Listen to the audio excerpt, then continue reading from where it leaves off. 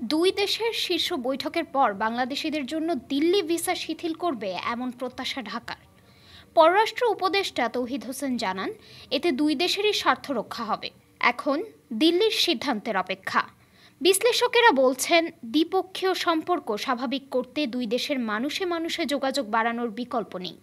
তাই দ্রুত জটিলতা নিরসনের পরামর্শ তাদের।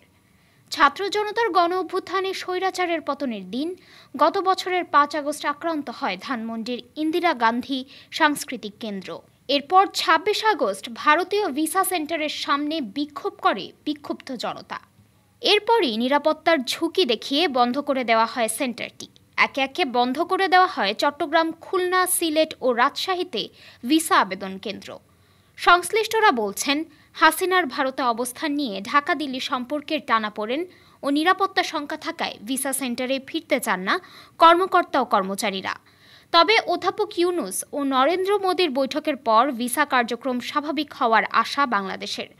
পররাষ্ট্র উপদেষ্টা বলেন, বাংলাদেশিরা না গেলে ভারতেরই ক্ষতি। এরই মধ্যে সংকটে পশ্চিমবঙ্গের অর্থনীতি। ঢাকা বিশ্ববিদ্যালয়ের আন্তর্জাতিক সম্পর্ক বিভাগের অধ্যাপক ডক্টর লাইলুফার ইয়াসমিন বলেন, যদি দুটি দেশের সম্পর্ক উন্নয়ন করতে চান, মানুষের সাথে মানুষের যোগাযোগ বাড়াতে চান, তাহলে ভিসা চালু না করে আপনি এটা করতে পারবেন না। ডেস্ক রিপোর্ট, আজ বার্তা, ঢাকা।